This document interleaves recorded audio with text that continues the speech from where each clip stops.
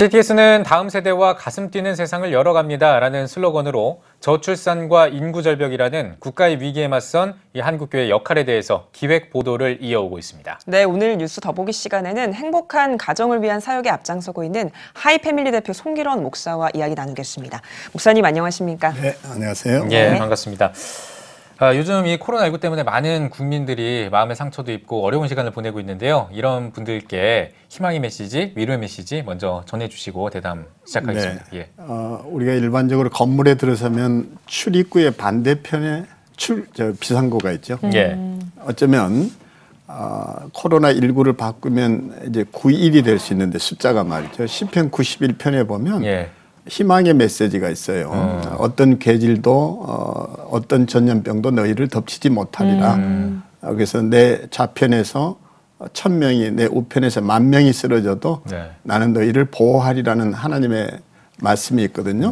그 말씀의 핵심은 이제 나의 피신처 나의 하나님이 되신 여호와를 신뢰하고 의지하라는 건데 이 어려움 속에서도 우리 크리스천들이 하나님을 의지한다면 모든 것들을 이겨낼 수 있지 않을까 그렇게 여깁니다. 구원이 될 수도 있겠네요. 네, 재밌는 표현이네요. 구원. 맞습니다.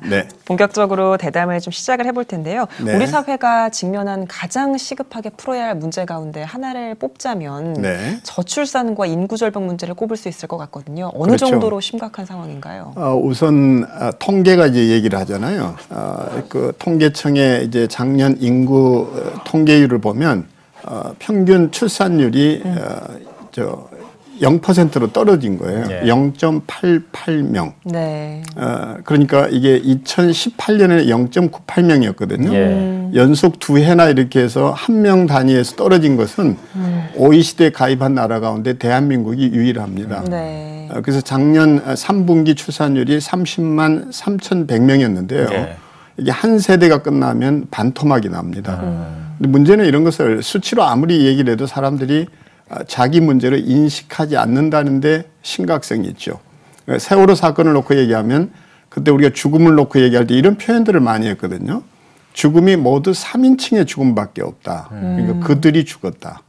이거잖아요. 이게 2인칭이 될 때는 이제 뭐 가까운 지인, 가족, 친척이 이제 죽게 됐을 때 우리는 뜨악하겠죠. 또 슬플 테고. 근데 정말 그게 내 문제가 되기 위해서는 죽음도 1인칭 죽음이 돼야 된다. 이렇게 얘기했는데 지금의 이 저출산이나 이 모든 재앙들이 다 남의 문제인 거예요. 나와 상관이 없다. 여기에 문제에 심각성이 있다고 보죠.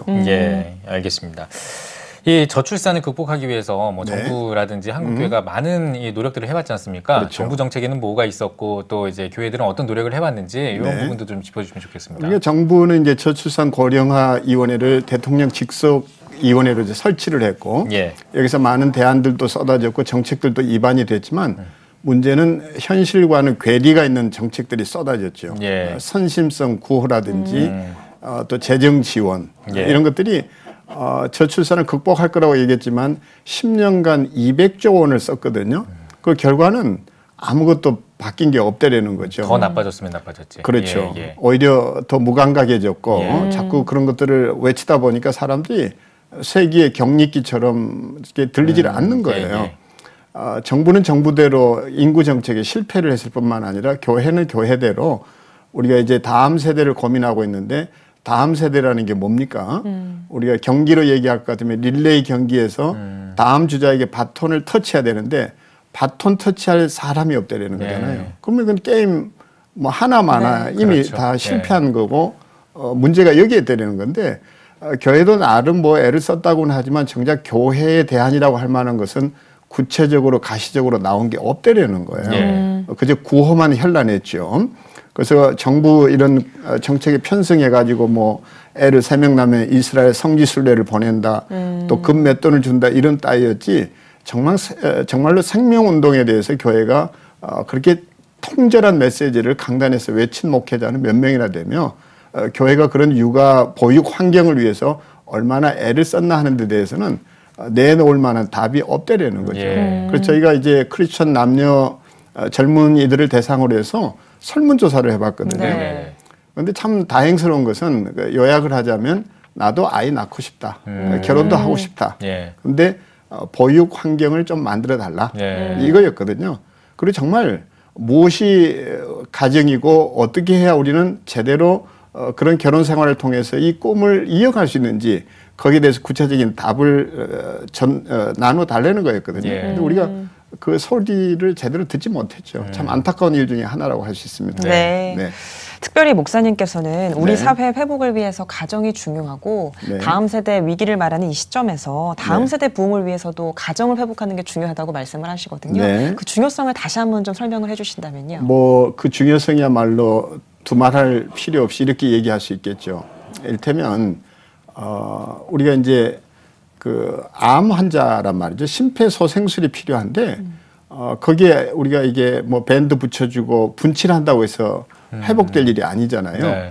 그럼 다음 세대에 줘야 될 게 있다면 다른 어떤 것보다는 딱 하나라고 생각합니다. 아이들을 우리가 함께 키우겠다. 그리고 그 일에 대해서 교회가 책임을 지겠다. 이런 같은 책임을 공유하는 이런 의식들이 좀 필요하지 않았나. 근데 그 가정의 소중함만 얘기해도 그렇죠. 제가 미군 군목을 만났는데요. 그분이 참 재미난 표현을 해요. 미군의 군사력은 핵무기나 미사일이 있지 않습니다. 그 뭐냐고 그랬더니 가정이라는 거예요. 아니 그걸 뭘 그렇게 얘기를 하냐. 내가 이렇게 얘기했더니 증거가 있대요.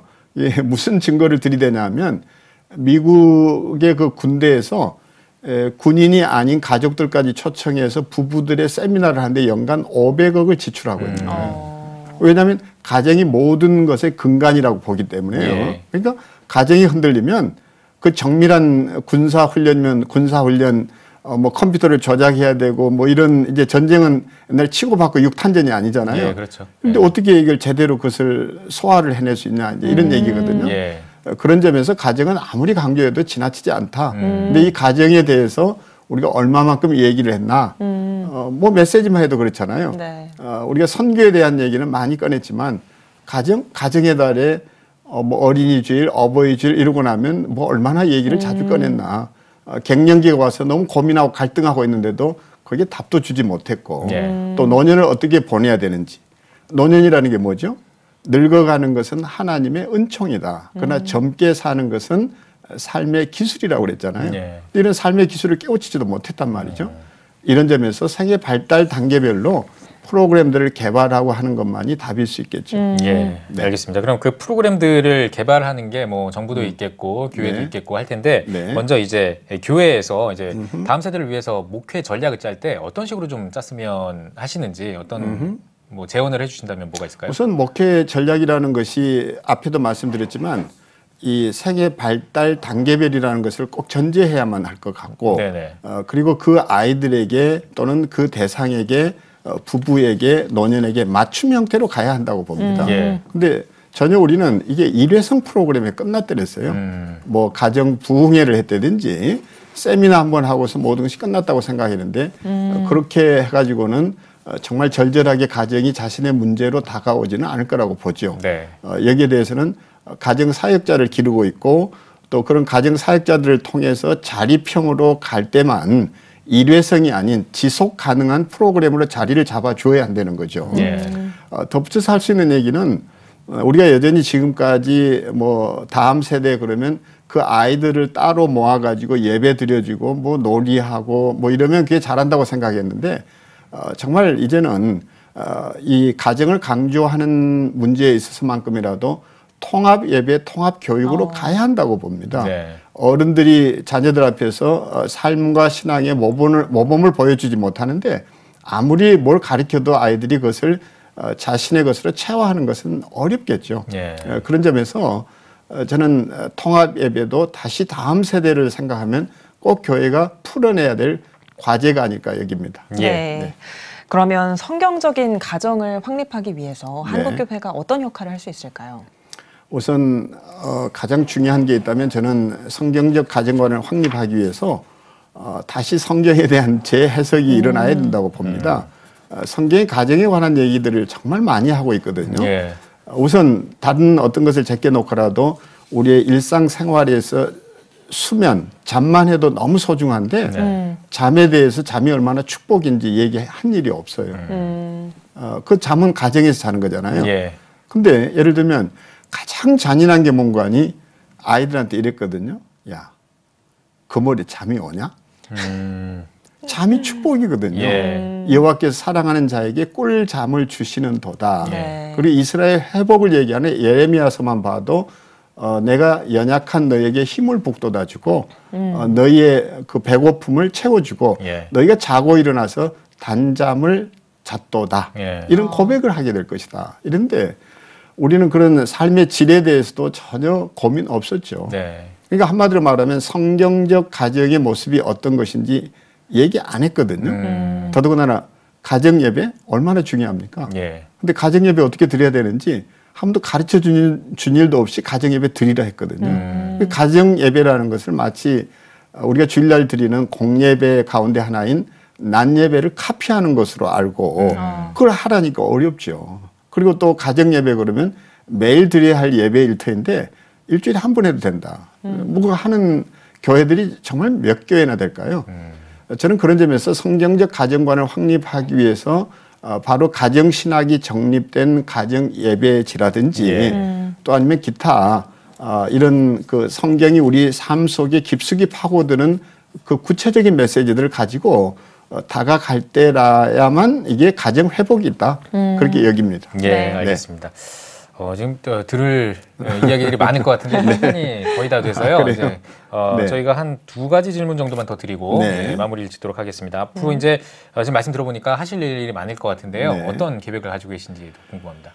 우선 저희가 가지고 있는 계획 중에 하나라면 요즘 가정들이 가장 많이 피폐해진 것은 사회가 복잡해서 그런지 감정들이 너무 피폐해 있거든요. 예. 사랑의 결핍도 많고 분노 조절 장애들도 많고 이전에는 그저 부부 세미나 하나 하면 그 된다고 생각했는데 그러지를 않더라고요. 예. 그런 점에서 우리가 가진 감정들을 어떻게 이렇게 조정해야 되는지 저는 요즘 코로나 사태를 보면서 이런 생각을 많이 했습니다. 우리가 외국 이제 여행을 하게 되면 맨 먼저 국제공항에서 통과해야 되는 세 개의 문이 있는데 말이죠. 네. 검역이거든요. 열이 있는지 없는지 체크하잖아요. 네. 그리고 이제 입국 심사가 있고 또 세관 검사가 있단 말이죠. 근데 맨 처음 하는 것이 열 검사인데 우리가 죄를 가지고 그 나라에 들어갈 수 없잖아요. 네. 바이러스를 가지고. 네. 하늘나라도 마찬가지일 거라는 생각을 해요. 그래서 그 열 감지 검사가 있듯이 분노 조절 장애는 없는지 이렇게 해서 또 폭력은 휘두르지 않았는지 이런 거 다 체크하고 그런 상태로 너 못 들어온다 이럴 것 같거든요. 네. 그런 점에서 우리가 소홀히 했던 감정의 문제도 훈련하는 그런 코스가 필요하고 가족들끼리 대화도 중요하다. 소통의 과정을 얘기했지만 구체적인 소통의 방법들을 또 일러주지도 못했단 말이죠.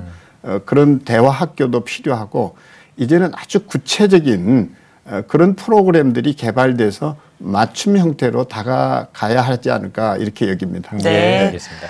목사님 마지막으로 한국교회 성도님들께 한 말씀 부탁드립니다. 네, 뭐 다른 어떤 말보다 우리가 지금의 이 위기 상황을 믿음과 신앙으로 고백할 수 있고 또 그것만이 답이지 않나 그런 점에서 우리 이 기회가 가정 예배를 좀 드리기도 하고 또 무엇보다 우리가 가톨릭에서 나올 때 개신교가 놓치지 않고 가져왔던 믿음의 유산 같은 게 하나 있었는데 그게 저녁 기도였거든요. 예. 이렇게 이제 사회적 거리가 강조되고 바깥으로 출입하는 것이 많이 이제 줄어든 상태에서 저녁 있는 삶이 다가온 이 시간에 우리 가족들이 저녁 기도라도 하고 좀 잠들 수 있으면 좋겠다. 네, 이런 생각을 합니다. 네, 알겠습니다. 오늘 뉴스 보기 시간에는 하이패밀리 대표 송기론 목사와 함께 이야기 나눠봤습니다. 목사님 나와주셔서 고맙습니다. 고맙습니다. 감사합니다.